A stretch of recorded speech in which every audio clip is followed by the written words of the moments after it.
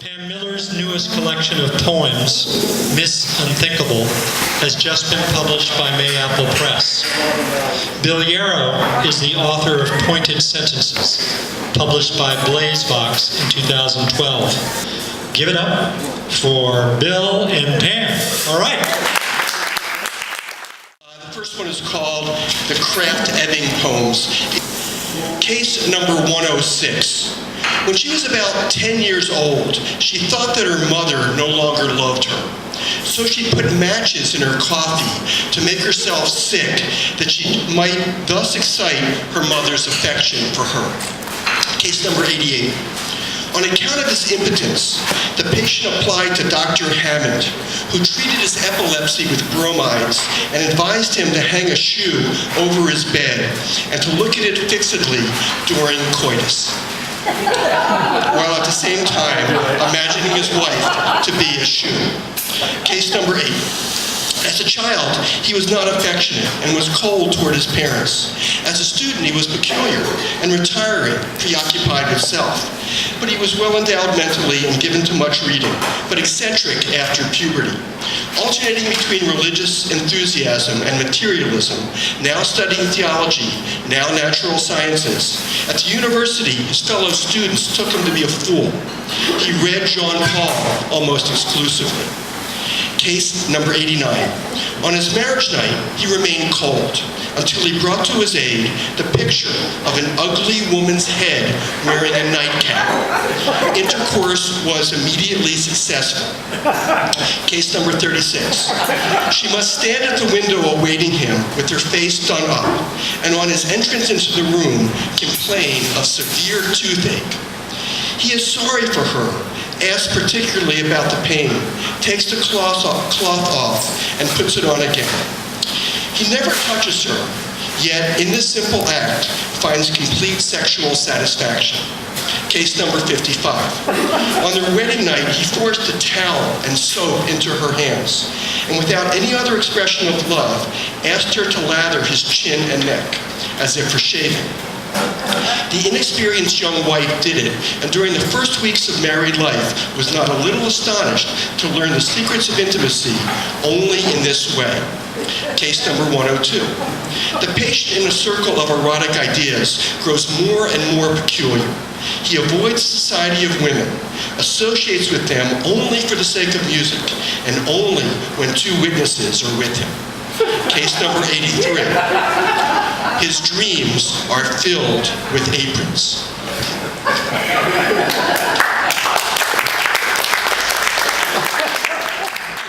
This is a translation of Arthur Rimbaud's Le Bateau Ivre, the Drunken Boat. At 5 o'clock in the afternoon, I got on, or boarded to embark, the intoxicated dinghy, the restive, inebriated skiff of last week's dreams with Muskrat, Cockroach, and Richard Parker, the CGI tiger from The Life of Pi, to drift elementally and continentally, infinitely and augustly, past honeymoons and industrial cantilevers, vats of lovers' hats and laundry, through boulevards of bacon bits and coarse catacombs of honey. Who would have thought? I ask you, would you have thought? And what the sky? And what the pockmarked, red-faced, foul-mouthed, slim-hip sky? What price allegiance? Circular gunfire in Orion's head. What man is planted can break his self-regard. Perfume from an unseen censer. Oh, Jamesy, Jamesy, let me up out of this.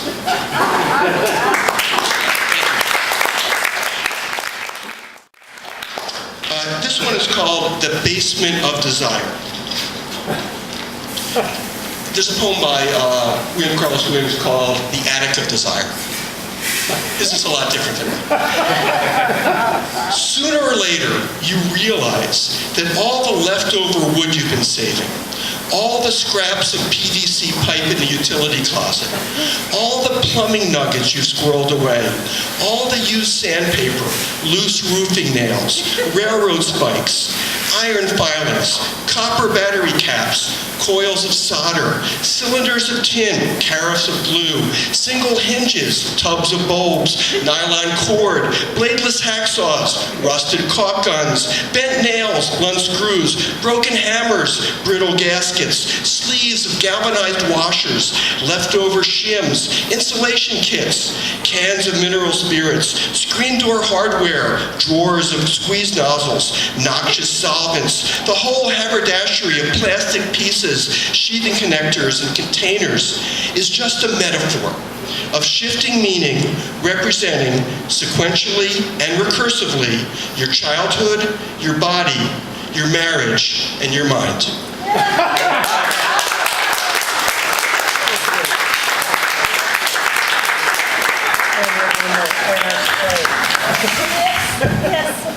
Is he a hard act to follow? Let's see.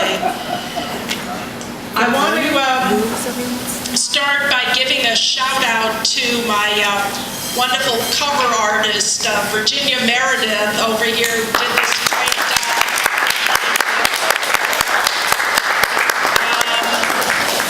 I had sort of planned to have all these explanations of what all these poems are about, but I don't think we have time, so I'm just going to let it rip here. Yeah. This is called In the Midnight Hour. It's that gluey, torpid hour of the night when garbage trucks sleep in the town's pants pocket, and even the cats in heat have cooled down, dozing like spiky dust bunnies beneath a porch of sludgy sky.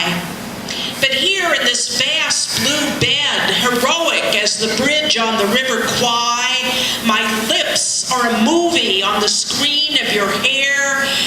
They are crazed sailors swarming down the gangway of your chest. They're Pernilla Bowlegs Bjornsson, the Champagne Bronco rider, just off the boat from Göteborg, but heading for Dodge City fast. And who are you, sir, storming my ramparts with your roller coaster hands and your kamikaze hips and your moans like chocolate syrup? Hit me right smack between love's eyes, like a baseball slammed through heaven's picture window, like the flamethrower voice of Wilson Pickett, its coruscating womp and whammy making midnight last for centuries.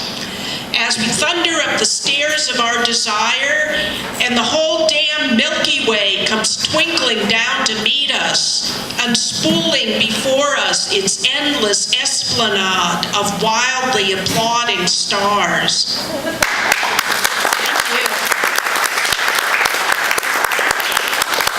And I should have put some sticky notes in this thing. This is one of two alphabet poems in the book. It's called Encyclopedia of the Unseen. A is for Athena, biding her time in Zeus's dome.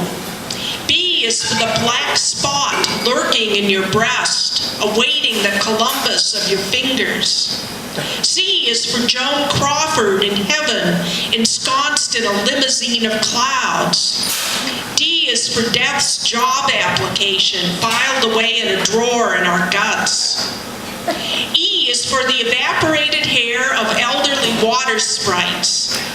F is for the Frank family, huddled in the attic of evil.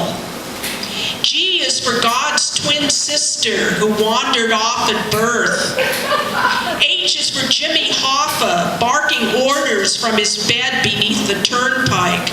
I was worried. They almost found him last week. I might have to take that out of there. I is for the invisible ink of unsent blackmail letters. J is for Judge Crater. K is for the kabuki dance of souls escaping from bodies.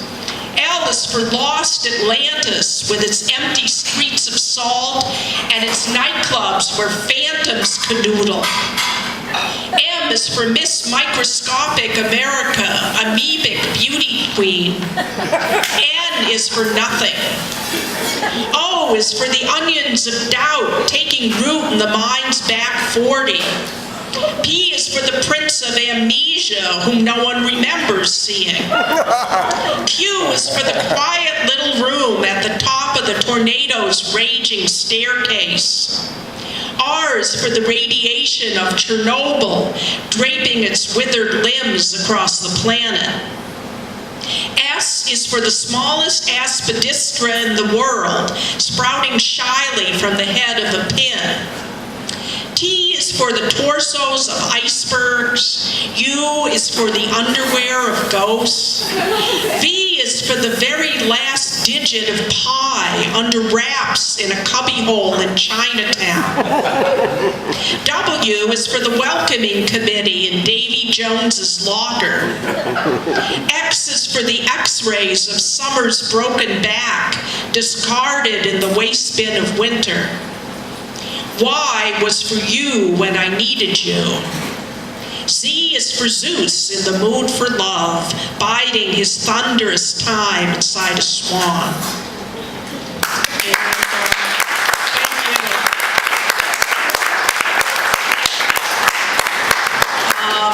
This last one is my response to forcing myself to write all these formal poems, called On Trying to Write Poems with Formal Constraints After Writing Free Verse for 30 Years. I am holding a poem between my knees. It keeps wriggling and squirming, so I clamp it even tighter like a human panini machine. It wants me to let it poke its head out so it can yak, yak, yak, yak, yak. It wants to warble the sextet from Lucia de Lammermoor in the voices of 6 of Disney's 7 dwarfs. It wants to go down to the dairy dip and get an ice cream. Can it please? Oh, please. It wants to rent a villa on that same old moon-drenched lake where it has dragged me for the past 11 Augusts. But I tell the poem, no, no, no. You must stand on one leg like a stork. I tie it to a hard, bare chair of academic rigor and make it juggle 47 spoons. I make it suck up an endless string of knockwursts through a straw and serve them up on toast in every line. I am trying to steer my bone-lazy craft into uncharted waters infested with sea monsters, my eyes fixed on a new North Star as Rococo as a snowflake, the poem lashed writhing and moaning to the mast with chains of metered couplets, while the overfed sirens of the usual shriek at us from bayonet-sharp rocks. It used to be so easy to dally on the shore while the poems frisked naked as tadpoles in the surf, filling their little pails with shells and spume. But now I'm squeezing a poem inside my boa constrictor fist, cinching it tight in the formalist muse's wasp-waist iron corsets, oblivious as God to the din of its whimpering, straining my ears for the triumphant crunch of diamonds erupting out of coal.